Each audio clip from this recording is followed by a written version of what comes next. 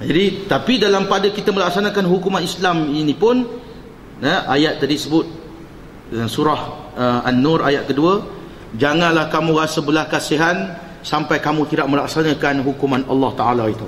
Ya, itu dia. Untuk lebih lanjut, dia ada bab tentang zina, nanti kita akan pergi lebih lanjut. Baik, seterusnya hukuman qisas dan hukum hudud. Hukuman qisas dan hudud terdapat sedikit perbezaan di antara kedua-dua hukuman tersebut. Perbezaan dari segi apa? Perbezaan daripada segi hak hakim. Sebab kita cerita tajuk penghakiman sekarang ni.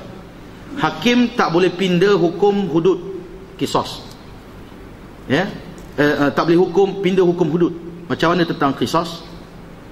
Baik, pertama dia kata hukuman qisas, hakim tidak boleh menjatuhkan hukuman itu ke atas penjenayah jika mangsa mana orang yang kena potong telinga dia hidup lagi.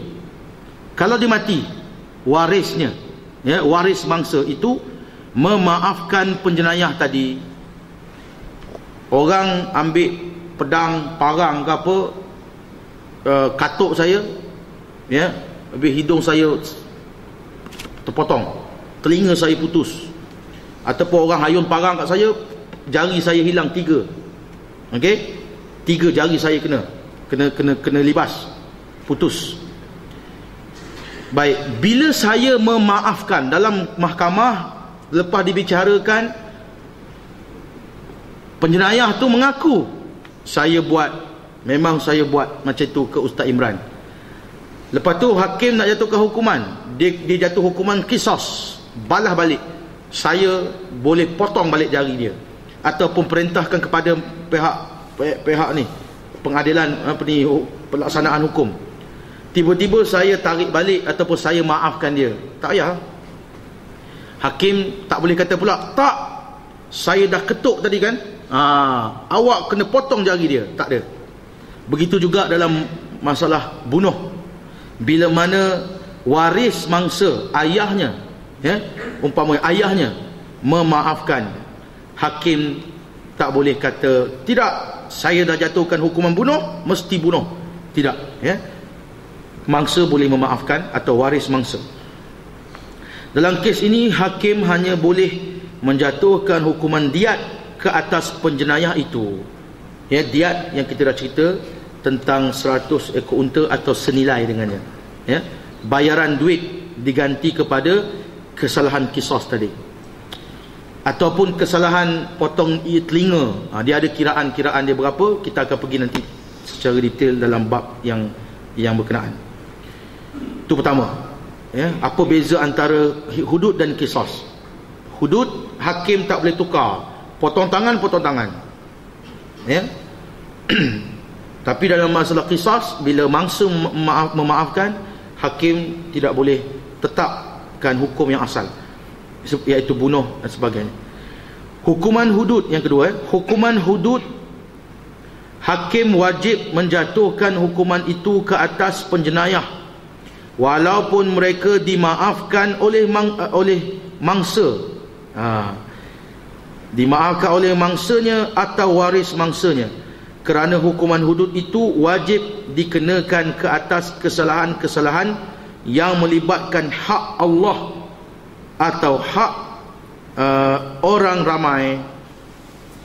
Perkara hudud dia berkaitan dengan hak Allah dan hak keselamatan orang ramai.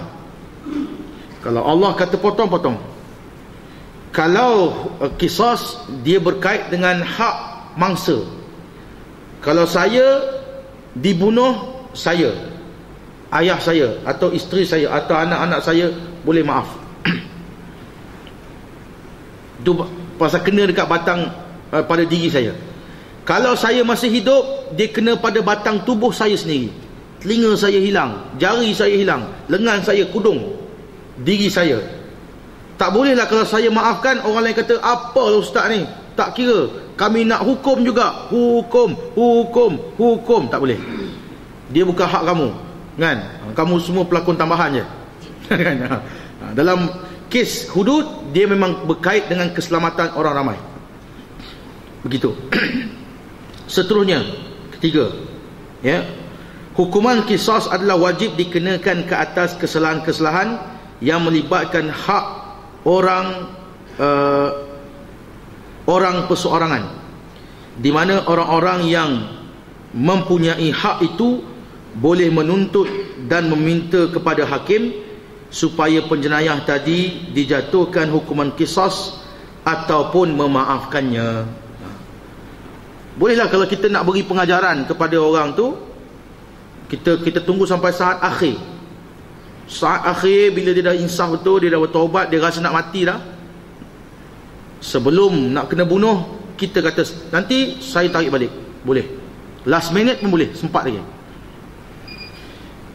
Keempat, hukuman hudud dan qisas wajib dilaksanakan dan dijatuhkan hukumannya ke atas penjenayah-penjenayah yang melakukan kesalahan-kesalahan yang didakwa di bawah kes hudud dan qisas, dan telah disabitkan kesalahannya dalam mahkamah dengan bukti-bukti dan keterangan-keterangan yang dikehendaki oleh syarak, yang tidak menimbulkan suatu keraguan di pihak hakim.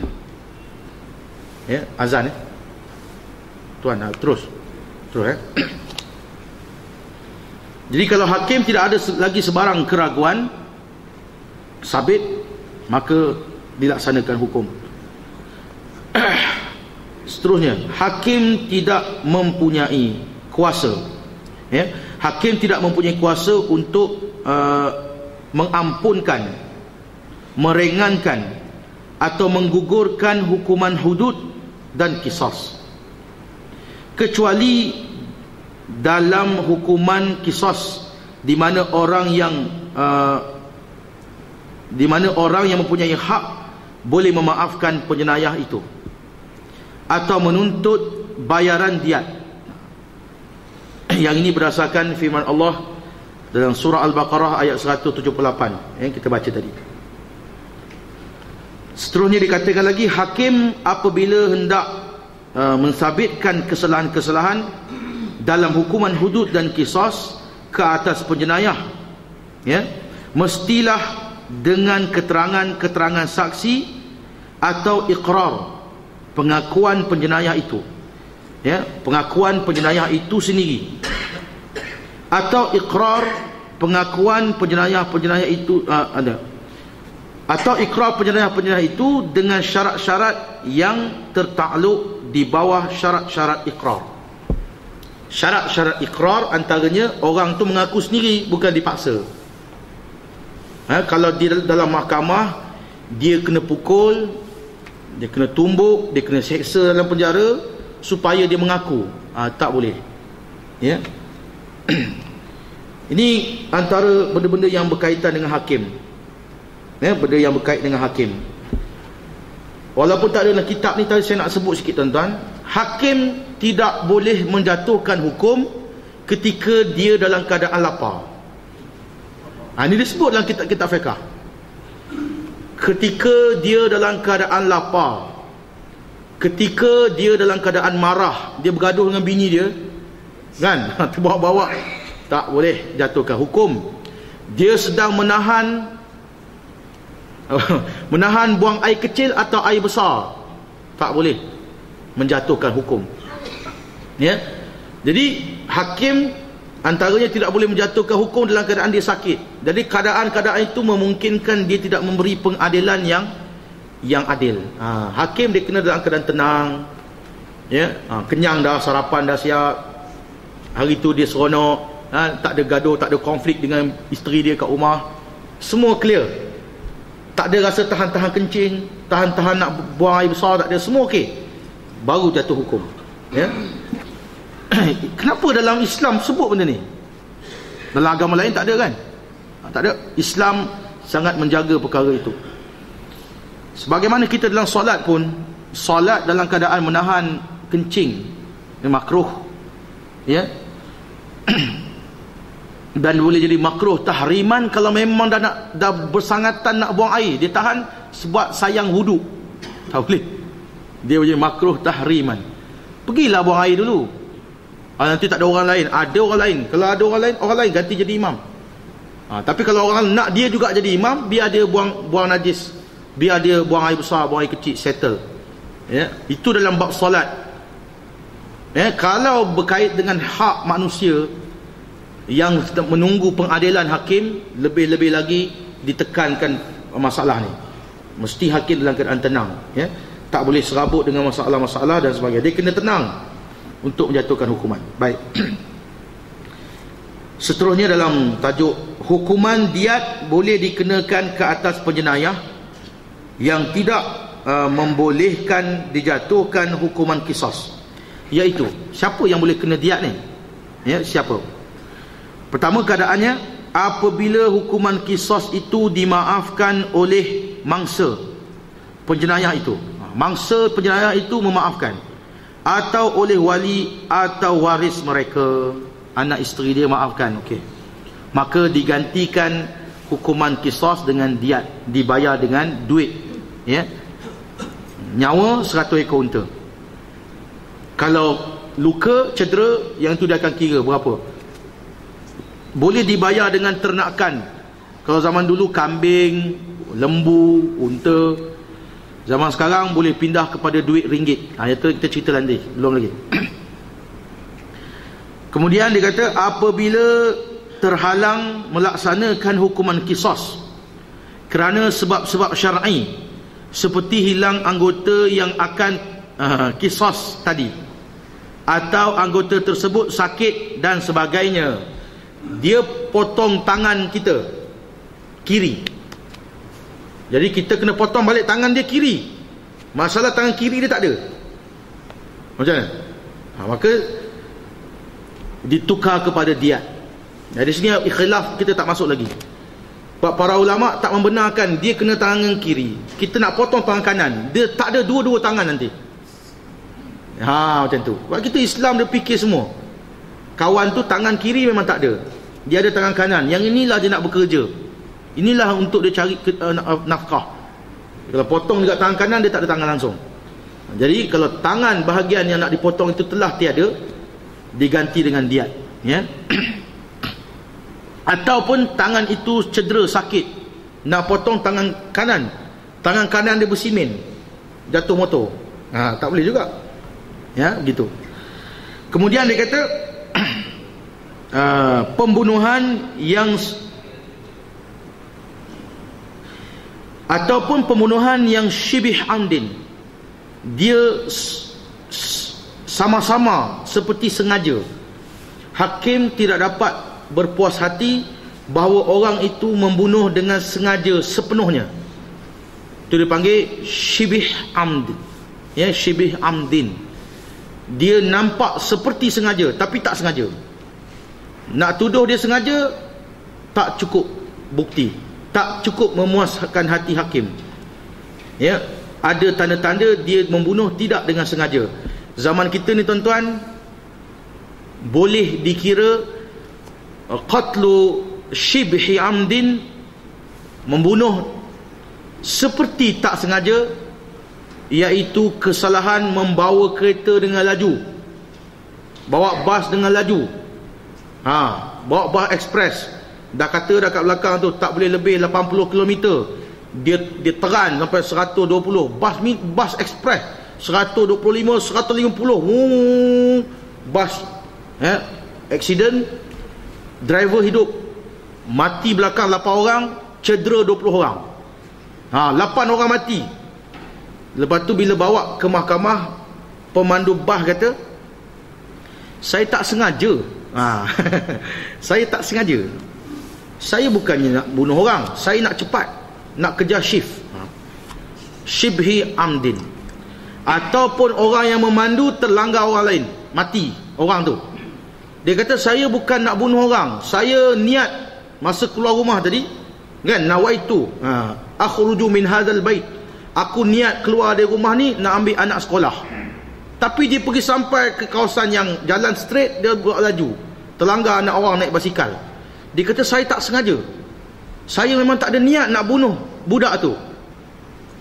Jadi pembunuhan macam ini dipanggil syibih amdin, dia tak sengaja.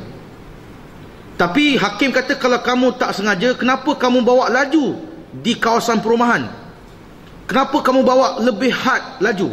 Kawasan itu sepatutnya 110 km dekat highway.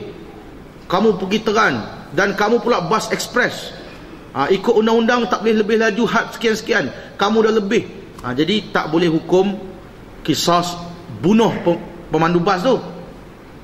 Dikenakan hukum diat. Berapa orang mati? Dalam bas dia mati. Dia terlanggar kereta orang. Dalam kereta tu 2 orang mati. Kira semua dihukum diat. Tu dia. Orang macam ni pastinya tak boleh diberi lagi lesen untuk bawa bas. Atau orang yang bawa kereta tak boleh bawa kereta. Baik. Syibih amdin. Kemudian dia kata lagi, syarat dia kata pembunuhan yang tersalah. Bunuh tak sengaja. Yang saya dah sebut contoh dahulu, zaman sahabat pernah dia duduk buang air dalam semak, di sebelah sana, sebelah tepi tu semak ada bergoyang-goyang, dia ingatkan binatang buas, dia ambil batu besar, dia baling, mati. Bila lagi tengok, rupanya orang, bukan singa. Tak sengaja, saya tak tahu, saya baling batu, mati. Okey, itu tersalah, tak sengaja. Bun bayar diat. Yang seterusnya dia kata melakukan atau menghilangkan anggota orang lain kerana tersalah, tak sengaja, tak sengaja. Itu semua dipanggil hukuman-hukuman yang hakim kenakan diat, tidak dengan kisas, dibayar. Kemudian hukuman ta'zir. Habis tuan-tuan, saya nak habiskan bab ni sikit lagi. Hukuman ta'zir.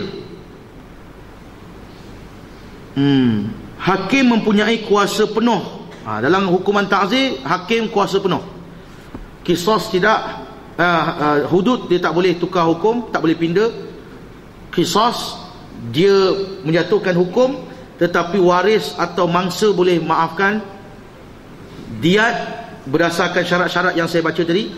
Ta'zir, hakim mempunyai kuasa penuh, secara mutlak menentukan dan memilih mana-mana hukuman yang sesuai dan munasabah dengan kesalahan-kesalahan yang dilakukan oleh penjenayah-penjenayah tadi. Patut saya sebut tadi, kalau orang tu dalam kesalahan dia, patutnya kesalahan hudud. Dia mencuri tapi tak cukup syarat, nak potong tangan tak boleh. Kalau biarkan lepas pun tak boleh. Sebab dia akan buat lagi lain kali. Contohnya, dia masuk rumah orang, barang yang dicuri, saya cerita tak habis tadi kan, barang yang dicuri itu berada di ruang tamu. Kalau barang tu tersimpan dalam bilik berkunci, dia pergi ambil, potong tangan. Tapi letak kat ruang tamu, siapa suruh letak rantai emas dekat ruang tamu? Dia ambil. Nak potong tangan tak boleh. Kalau lepas, sengih dia, raya dia kan, Deepavali dia. Jadi kalau tak lepaskan dia pun tak boleh. Kena hukuman ta'zir, dan hukuman tu atas kuasa penuh hakim. Dia boleh kenakan denda ataupun dia kenakan apa-apa hukuman. Itu ikut kebijaksanaan hakim. Cara yang boleh mendidik dia, boleh menginsafkan dia. Kalau kenakan dia khidmat masyarakat, dia kena cuci longkang di AU5C 5C cuci longkang AU5C ni selama 5 tahun. Itulah cuci dia. Kan? Dia kena buat khidmat sosial kepada contoh, atau apa-apa hukuman yang hakim rasa dengan cara itu boleh mendidik dia dan mendidik orang ramai. Baik. Kemudian dia kata dalam memilih hukuman yang sesuai dan munasabah bagi hukuman ta'zir, hakim hendaklah mengambil kira mengenai keadaan hidup serta latar belakang penjenayah itu dan kesalahan yang dilakukannya serta kesan-kesannya kepada masyarakat. Itu saya sebut. Kalau hukum begini, apa kesan pada masyarakat? Hakim kena menimbang itu. Saya nak sebut satu kisah baru ni. Ada orang hantar melalui internet kesalahan di Indonesia. Seorang hakim, dia berdepan dengan satu kes satu orang nenek dituduh mencuri ubi kayu. Ubi kayu je tuan-tuan. Nenek ini dituduh mencuri ubi kayu, dibawa ke mahkamah, dia mengaku. Kemudian hakim kata bukan nenek lah, ibu, dia nak jatuhkan hukuman. Bila mana nak jatuhkan hukuman, nenek tu minta tolong, ampun pak, ampun.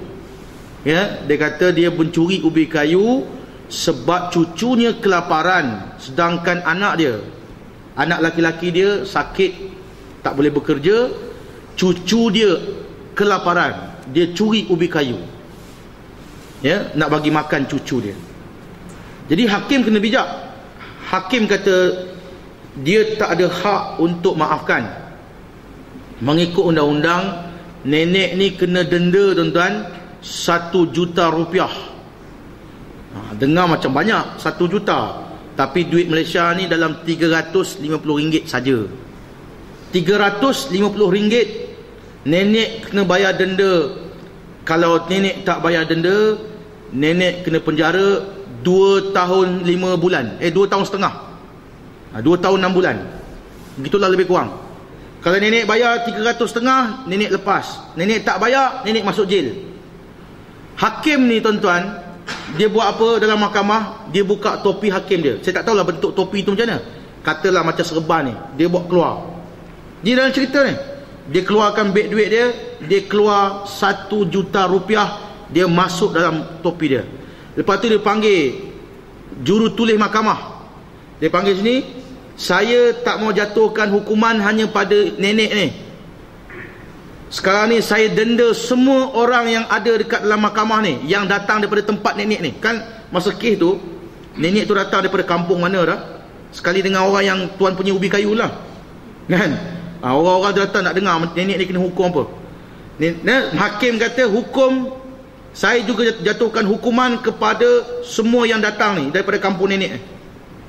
Tolong kutip. Dia minta kepada jurutulis mahkamah, kutip daripada tiap-tiap seorang lebih kurang RM50,000 daripada tiap-tiap seorang. Tak mahal pun, dah lebih kurang RM17 je. Semua kena denda. Jadi lepas tu nenek tu dapat RM1 juta, dia bayar denda mahkamah, balance tu dia balik boleh guna untuk hidup dia. Hakim kata apa? Saya jatuhkan hukuman ini kerana masyarakat itu boleh membiarkan satu orang tua dan cucu dia, anak dia kelaparan. Semaka masyarakat tu bersalah. Itu dia. Itu dia. Ambil. Dan termasuklah orang yang nak juga nenek tu, tuan punya ubi kayu tu pun kena denda RM50,000, tuan-tuan. Seterusnya, hukuman ta'zir. Jika kesalahan-kesalahan itu melibatkan hak Allah, maka wajib dijalankan dan dijatuhkan hukuman itu ke atas penjenayah tadi.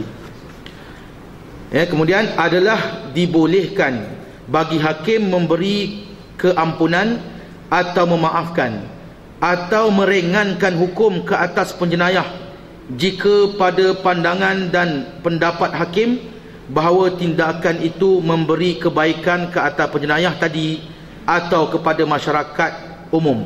Itu dia. Dalam masalah ta'zir, hakim boleh maafkan, lain dia tak boleh.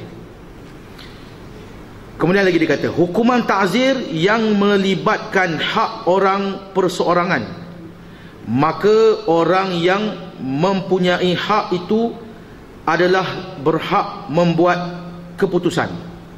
Kadang-kala dalam masalah ta'zir ni, hakim boleh tanya kepada mangsa, kamu nak hukum apa dia? Boleh. Kalau mangsa tu kata, saya boleh kira kes ni selesai, yang penting dia bayar pada saya RM5,000, atau RM10,000. Kalau hakim rasa munasabah, boleh dapat dia RM10,000, RM5,000, ataupun apa-apa yang sepadan lah. Ataupun dia kata, saya tak nak apa-apa, cuma saya nak dia ni pergi balik ke orang ramai, terangkan masalah yang sebenar, apa yang berlaku begini-begini. Kalau benda mengaibat, berkait dengan aib dia dituduh dan sebagainya, dan tidak cukup bukti, dia boleh mengarah. Maknanya mangsa boleh minta pada hakim untuk jatuhkan hukuman ikut kehendak dia, dengan syarat tidak berlebihan. hakim yang akan menentukan munasabah atau tidak apa yang diminta oleh mangsa. Okey. Sama ada ia hendak mengampunkan dan memaafkan penjenayah itu ataupun menghukum mereka. Hukuman ta'zir tidak semestinya untuk mensabitkan kesalahan-kesalahan penjenayah-penjenayah itu dengan keterangan-keterangan saksi atau ikrar pengakuan penjenayah itu, sebagaimana mensabitkan kesalahan-kesalahan dalam hukuman hudud dan qisas. Hukuman ta'zir boleh dijatuhkan dan dikenakan ke atas kanak-kanak kerana hukuman ta'zir itu adalah bertujuan untuk menjadi pengajaran kepada penjenayah-penjenayah itu. Kalau yang mencuri itu budak-budak, dalam sekumpulan ramai, orang dewasa ada, kanak-kanak pun ada. Kalau orang dewasa cukup syarat, hukum hudud. Tapi dalam grup tu, contohnya kesalahan merompak kedai game, ada berlaku di tempat saya, di belah Keramat tu, dekat Setiawangsa tu. Dulu ada kedai game kuda tu, kena rompak. Kalau di kalangan perompak tu ada yang dewasa, akil baligh, ada kanak-kanak. Yang akil baligh, katakan kalau hukum Islam, hukum hudud bila cukup syarat. Yang kanak-kanak, ta'zir. Yang tak cukup umur, hukum ta'zir. Ya. Jadi boleh dikenakan kepada kanak-kanak supaya kanak-kanak tu tak lepas. Nanti kata dia lepas, dia syok lah. Di mana hukuman hudud dan kisah itu hanya wajib dikenakan ke atas orang-orang yang sudah baligh saja. Akhir sekali, hukuman ta'zir boleh menggantikan hukuman hudud jika keterangan tidak memenuhi syarat-syarat untuk membuktikan kesalahan hudud yang membolehkan hukuman hudud itu dijatuhkan dan dikenakan ke atas penjenayah-penjenayah. Kerana saksi-saksi telah menarik balik keterangan mereka. Sebagai contoh, saksi menarik balik keterangan, atau kerana yang tertuduh itu telah menarik balik akuannya, ikrarnya, atau kerana keterangan yang ada tidak memenuhi syarat-syarat yang dikehendaki untuk membuktikan kesalahan itu. Contohnya saksi itu kita ingat dia adil, lepas tu kita tahu rupanya dia ni kaki ganja, dia jadi saksi, dia pun tak adil. Cek balik, dia ni semayang pun tak berapa. Dalam Islam jaga ni. Oh, macam tu ramailah orang tak boleh jadi saksi, ustaz. Memanglah. Dalam Islam, kamu tinggal solat, kamu khianat dengan Allah. Kes ini kamu nak menjadi saksi. Kalau dengan Allah kamu boleh khianat, dengan manusia lebih daripada tu kamu boleh khianat. Kamu boleh tipu, kamu boleh buat macam-macam. Dengan Allah pun kita tidak jujur, dengan Allah kita tidak takut, tak semayang. Dengan manusia lebih pada tu kamu boleh buat. Sebab itu dalam Islam sangat berat. Mula-mula kita ingat saksi tu adil, kerana saksi tu tak adil, maka jatuh, tak jatuh, tak lekat hukum. Dia kata untuk membuktikan kesalahan itu boleh didakwa di bawah kesalahan hudud. Bila tak cukup syarat, tak boleh dikenakan. Maka dalam kes ini tertuduh boleh dikenakan hukuman ta'zir, dan hakim hendaklah bertindak untuk menjatuhkan hukuman ta'zir jika didapati keterangan-keterangan yang cukup untuk menghukum penjenayah itu dengan hukuman ta'zir itu. Wallahu ta'ala a'lam. Kita habis pada bab ini. Nanti kita insya-Allah akan masuk pada bab yang kedua secara lebih terperinci tentang hukum hudud, zina, qazaf, minum arak, mencuri, hirabah, melakukan rompakan ataupun huru-hara, murtad dan bughah, memberontak kerajaan kepada kerajaan Islam. Wallahu ta'ala a'lam. Aqulu qawli hadha wa astaghfirullah li wa lakum wa lisairil muslimin wal muslimat fastaghfiruh innahu huwal ghafurur rahim. Tuan-tuan yang dirahmati Allah Subhanahu wa taala, sebelum saya tutup, dulu di masjid ni ada sahabat saya pernah jadi ahli panel dalam satu forum tentang isu Palestin. Ustaz Jamiluddin Murad yang sedang melanjutkan pelajaran di Mesir sekarang, dia memerlukan sedikit bantuan. Siapa yang nak menyumbang infak fi sabilillah untuk dia menuntut ilmu, bolehlah memberi sumbangan malam ni. Saya dah bincang dengan saudara Azli, InsyaAllah lepas solat Isyak akan dibentang sejadah di belakang. Siapa-siapa nak menyumbang kepada Al-Fadil Ustaz Jamiluddin Murad, boleh membantu beliau untuk memudahkan urusan pengajiannya di Tonta, Mesir. Sekarang itu pada siapa yang nak menyumbang, semoga Allah Ta'ala melipat gandakan rezeki dan memberi keberkatan. Wallahu ta'ala a'lam. Bismillahirrahmanirrahim. Alhamdulillahirabbil alamin. Bihi nasta'in ala umuri dunya wa dini. Allahumma shalli wa sallim ala sayyidina Muhammad wa ala alihi wa sahbihi ajma'in. Rabbana zidna ilma warzuqna fahma wa amalan mutaqabbala. Allahumma faqihna fid din wa 'allimna at-ta'wil. Allahumma dhakkirna mimma nusina wa yanfa'una mimma sami'na wa 'allimna mimma jahilna ya karim ya rabbal alamin. Rabbana taqabbal minna du'aana وسائر أعمالنا إنك أنت السميع العليم وتب علينا إنك أنت التواب الرحيم ربنا هب لنا من أزواجنا وذرياتنا قرة أعين وجعلنا للمتقين إماما ربنا آتنا في الدنيا حسنة وفي الآخرة حسنة وقنا عذاب النار وقنا عذاب النار وقنا عذاب النار وصلى الله على نبينا محمد وعلى آله وصحبه أجمعين وآخر دعوانا أن الحمد لله رب العالمين تقبل الله منا ومنكم.